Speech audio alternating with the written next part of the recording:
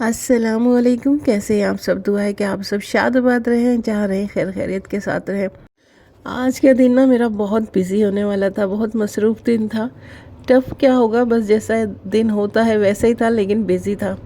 آج مجھے سب سے پہلے تو گھر کے کام کاج کے بعد مجھے لگانی تھی واشنگ مشین، تو میں نے واشنگ مشین لگائی، کپڑے وغیرہ دھوئے، بات لینے کے بعد جو مجھ سے سب سے بڑی غلطی ہوئی نا، کیونکہ مجھے آج جانا تھا ہاسپٹل، بیٹے کا جو روٹین کا چیک اپ ہے اسی چیک اپ کے لیے جانا تھا۔ تو میں نے کیا کیا کہ جو گیلا سر تھا نا میرا، وہ ابھی بال سکھائے نہیں تھے اسی طرح سے، کیونکہ دیر ہو رہی تھی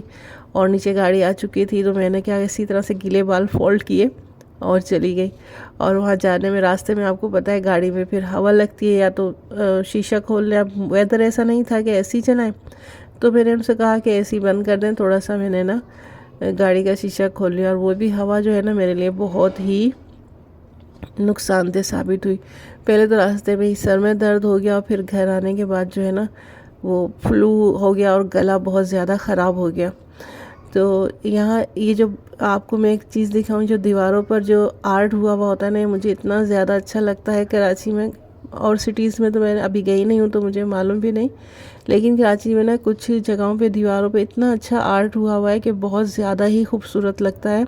ٹھیک سے جو لمبی سی وال تھی نا، تو اس کے اوپر کرنا چاہیے تھا، مجھے اس کو کیپچر کرنا چاہیے تھا، لیکن موبائل نکالنے میں، کیمرہ آن کرنے میں نا وہ پیچھے نکل گئی، کیونکہ گاڑی تیزی سے چل رہی تھی، ورنہ یہ کافی لمبی آگے تک بنی ہوئی تھی۔ تو کراچی میں اس طرح سے نا دیواروں پہ آرٹ ہوا ہے جو کہ بہت خوبصورت لگتا ہے۔ ایک ہے لائبریری وال، وہ بھی بہت پیاری ہے، وہ لائبریری بھی بنی ہوئی ہے، اور جیسے قائد اعظم، علامہ اقبال، ان کے جو ہے مٹی سے ہی بنائے ہوئے ہیں، اس کے اوپر وال کے اوپر ان کا پکچرز بنائی ہوئی ہیں، اور پھر ہسٹری بھی لکھی ہوئی ہے۔ تو اس طرح سے لائبریری وال بنی ہوئی ہے، وہ بھی مجھے بہت خوبصورت لگتی ہے، لیکن یہاں میرے راستے میں وہ نہیں آتی، ورنہ میں اسے بھی ضرور کیپچر کرتی اور آپ لوگوں کو دکھاتی۔ ویسے وہ نیٹ پر ہے لائبریری وال کراچی کی، اگر کوئی دیکھنا چاہے نا تو اسے دیکھے گا، بہت پیاری لگتی ہے وہ بھی۔ اور یہاں بیڈ لک یہ ہوا کہ صبح کی ساری محنت، ہاسپٹل جانا سب ضائع ہوا، وہاں جا کے پتہ چلا کہ ڈاکٹر صاحب جو ہے وہ نہیں آ رہے، اچانک سے انہوں نے آنا کینسل کر دیا، اور ہمارا اتنا لمبا سفر اور اتنی دور آنا بالکل ضائع گیا۔ اور پھر اس کے بعد پھر ظاہر ہے پھر واپس اسی طرح سے گھر آ گئے۔ گھر تو نہیں آئی، سسٹر کی طرف چلی گئی تھی، کیونکہ بیٹی جو تھی وہ سسٹر کے گھر تھی، تو اس نے کہا آپ ادھر ہی آ جائے۔ تو سسٹر کے گھر آنے کے بعد پہلے شام میں ناشتہ کیا تھا، اور اب یہ ڈنر چل رہا ہے۔ میں تو یہاں ریسٹ کر رہی تھی، کیونکہ ایک تو وہ ٹھنڈ کی وجہ سے نا سر میں بھی کافی بھاری پن ہو رہا تھا، اور دوسرا کوئی میں اسٹوری یا کچھ ایسا سیڈ سن لوں نا، کوئی بات بتا دے، تو وہ ایک دماغ پہ اور دل میں نا ایک اداسی سی چھائی رہتی ہے۔ تو ایسی میں نے آج ایک، آپ اسٹوری کہہ لیں، ویسے تو حقیقت ہے، اس میں کوئی شک نہیں کہ اس طرح کی باتیں ہمارے معاشرے میں ہوتی رہتی ہیں، خاص کر جیسے کہ آپ دیکھتے ہیں کہ نئی نویلی دلہن ہوتی ہے، جس کے آنے میں کوئی حادثہ ہو جائے تو پھر وہ ساری زندگی کے لیے ایک منحوسیت کی چھاپ ہم لگا دیتے ہیں، اور بنا سوچے سمجھے، کچھ تو ہمارے گھر کے بڑے ایسے ہوتے ہیں نا کہ بغیر سوچے سمجھے کہہ دیتے ہیں وہ تو بھائی منحوس ہے، ان کو مطلب ایسے نا کوئی احساس ہی نہیں ہوتا ہے کہ ہم کیا بات کہہ رہے ہیں کیا نہیں کہہ رہے ہیں۔ بالکل مجھے ایسا لگتا ہے وہ بالکل فلیٹ فیس کے ساتھ ہوتے ہیں، کوئی اس پہ ریئیکشن نہیں ہوتا، لیکن زبان جو ہے نا وہ زہر اگل رہی ہوتی ہے۔ بات یہ سنی کہ ایک لڑکی تھی، اس کی شادی ہوئی، مطلب بہت ہنسی خوشی، بہت ہی اچھی طرح سے ہر چیز ہو گئی، شادی ہو گئی، بہت گھومنے پھرنے گئے، 4 مہینے جو ہے اسی طرح سے ہنسی خوشی گزرتے گئے، سب سسرال والے بھی اس کے ساتھ بہت اچھے تھے۔ لیکن اچانک سے کیا ہوتا ہے کہ اس کے ہسبینڈ کی جو ہے ڈیتھ ہو گئی، ایکسیڈنٹ ہو گیا، اس کے بعد تو اس بچی کے جو ہے نا جینا جیسے حرام ہی ہو گیا۔ اب وہ ڈیتھ تو ہوئی اس کے ہسبینڈ کی، اس کے لیے بھی بہت بڑا دکھ تھا، جیسے ظاہر ہے ماں کے لیے بھی بہت بڑا دکھ تھا، بہن بھائیوں کے لیے بھی بہت بڑا یہ جو صدمہ تھا،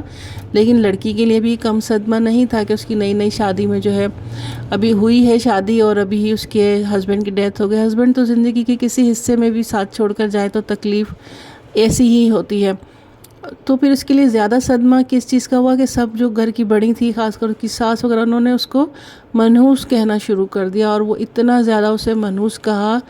کہ وہ بالکل ڈسٹرب ہونے لگی بچی۔ تو اس کے میکے والوں نے بولا کہ ہم یہاں سے لے کے جائیں گے، اور ساس کہی نہیں، عدت تو یہیں کرے گی میرے گھر میں، پھر لے جانا تم لوگ۔ لیکن کیا ہوا، اس کو اتنا زیادہ منحوس کہا کہ اس کا ذہنی توازن ہی خراب ہونے لگا، وہ بالکل ڈسٹرب ہو گئی، اور اتنا رونا اور اپنے آپ کو وہ منحوس کہنا اور منحوس سمجھنے لگ گئی۔ پھر اتنی زیادہ ڈسٹرب ہو گئی کہ اس کی فیملی آئی، اس کو ہاسپٹل لے کے گئی، ڈاکٹر نے بتایا کہ ان کے دماغ پہ اس چیز نے بہت زیادہ اثر کیا ہے۔ پھر جیسے تیسے جو ہے اس کی فیملی جو ہے اس کو لے گئے، انہوں نے بولا نہیں ہم اسے سسرال میں عدت کرنے نہیں دیں گے، اسے بہت زیادہ ڈسٹرب کیا جا رہا ہے، کیونکہ ہر آنے جانے والے کے ساتھ جو ہے نا ان کا یہی کہنا کہ بہت منحوس دلہن آئی ہے، بہت منحوس بیوی آئی ہے، ہمارا بیٹے کو کھا گئی۔ تو بھئی یہ کیوں نہیں سوچتے کہ اس بچی کے لیے کتنا بڑا صدمہ ہے؟ وہ اس نے کوئی یہ تھوڑی کہا کہ آپ کے بیٹے کی عمر کم کر دی، وہ تو پہلے سے وہ اتنی عمر لکھوا کے لایا، اب یہ 4 مہینے شادی نہ ہوتی وہ ویسے ہی مر جاتا۔ تو صدمہ تو بہت بڑا تھا، صدمہ کسی طرح سے کم نہیں تھا کسی کے لیے بھی، لیکن ایک بچی کو اس کا الزام دے دینا کہ وہ یہ سب کچھ اس کی وجہ سے ہوا ہے، تو کوئی کسی کی عمر کھاتا ہی نہیں ہے، تو اللہ کی طرف سے ہے۔ اللہ جتنی اللہ نے عمر لکھ دی ہے اس سے وہ ایک دن بھی زیادہ نہیں جی سکتا، تو کسی بچی کو جو ہے اتنا بڑا الزام کیسے دے سکتے ہیں کہ وہ منحوس ہے؟ کیا آپ کمزور ایمان کی نشانیاں ہیں؟ کمزور ایمان والے جو ہے اس طرح کی باتیں کرتے ہیں کہ کسی نے کسی کی عمر جو ہے کھا لی یا کم کر دی۔ اتنا زیادہ کہنا، اتنا زیادہ ٹارچر کرنا، جس کے لیے خود یہ بہت بڑا صدمہ ہے کہ ابھی اس کی شادی ہوئی، اس کا شریک حیات دنیا سے چلا گیا، اس نے کیسے کیسے خواب جو ہیں دونوں نے سجائے ہوں گے، کس طرح سے انہوں نے زندگی گزارنے کی باتیں کی ہوں گی۔ تو دنیا کا اور انسان کا سب سے پہلا رشتہ، پاک رشتہ جو ہے وہ میاں بیوی کا ہی ہے، ماں بہن یا باپ بیٹے کا کسی کا بھی نہیں۔ سب سے پہلا رشتہ دنیا میں آیا ہی میاں بیوی کا تھا۔ تو یہ اتنا عظیم رشتہ ہے، اور اس میں سے اگر ایک بندہ چلا جائے اور دوسرے کے اوپر سارا الزام ڈال دینا کہ یہ اس منحوس کی وجہ سے ہوا ہے، تو اگر یہی چیز اگر سسرال والے اس کا خیال رکھتے، اس کو اپنی بیٹی کی طرح سمجھتے کہ یہ کس صدمے سے گزر رہی ہے، ابھی تو اس بیچاری کی شادی ہوئی ہے اور اس کا شوہر چلا گیا، یہی اگر اس کی دلجوئی کرتے، ہمدردی کرتے، تو وہ اس بچی کی آنکھوں میں کس طرح سے ایک فرشتہ بن جاتے۔ نہ صرف دنیا میں ان کا مقام اچھا ہوتا بلکہ آخرت میں بھی ان کا مقام کتنا اچھا ہوتا۔ یہ زبان ہے نا انسان کی، یہ انسان کی سب سے بڑی دشمن ہے، اور یہ اس کی انسان کی سوچ سے بھی زیادہ خطرناک۔ انسان کہتے ہیں نا کہ جو اگر برا سوچے اور برا نہیں کرے نا، تو اس پہ بھی اللہ تعالیٰ اسے نیکی دیتا ہے کہ دیکھو اس نے غلط سوچا لیکن اس نے غلط کیا نہیں، تو اس پہ بھی اللہ تعالیٰ اس کو جو ہے اجر دیتا ہے۔ لیکن اچھا صرف سوچنے پر ہی اگر ہم اچھا نہیں کرتے نا، لیکن اگر اچھا ہم سوچتے ہیں نا، تو اچھا سوچنے پر بھی نا ہمارے نامہ اعمال میں وہ نیکیوں کی صورت میں لکھا جاتا ہے۔ تو اللہ تعالیٰ اتنا زیادہ پسند کرتے ہیں اچھائی کو، لیکن پتہ نہیں انسان اتنا ظالم کیوں بن جاتا ہے، یہ سمجھ نہیں آتا۔ تو اگر یہ اچھا سوچتے، اسے اپنی بیٹی کی طرح، اگر آپ کی جس کے گھر میں بھی یہ ہوا اس کی بیٹی کے ساتھ ایسا ہو جائے، تو ان کا دل کیسے پھٹے گا کہ اس کی بیٹی کے ساتھ کیا کچھ جو ہے اس کے سسرال میں کیا جا رہا ہے۔ خاص کر جب ساس ہے، سسر ہے، ان کو تو اس چیز کا احساس کرنا چاہیے، کیونکہ وہ ماں باپ ہیں۔ اور مجھے نہیں سمجھ آتی کہ ماں باپ اتنا نرم دل رکھتے ہیں، وہ ساس سسر بن کے اتنے زیادہ سخت اور بے رحم کیسے ہو جاتے ہیں۔ تو ساس سسر سے یہی اپیل، یہی ریکویسٹ ہے کہ پلیز اپنے دل کو جو ہے تھوڑا نرم کیا کریں، جس طرح سے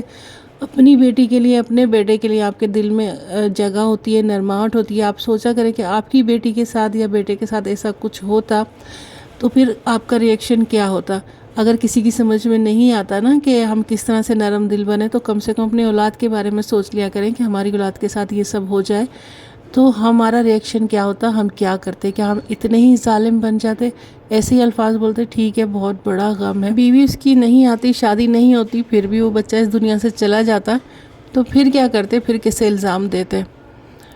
تو بس یہی سوچ ہے، یہی سب کچھ ہے۔ اگر ہم سب سدھر جائیں گے، ہمارا شاید پتہ نہیں کب ہم لوگ سدھریں گے، کب ہماری سوچ بدلے گی۔ ایسی سوچ دنیا میں کہیں نہیں ہو سکتی، صرف ایسی سوچ یہیں رکھتے ہوں گے، اور شاید کہیں دنیا میں ایسا نہیں ہوتا۔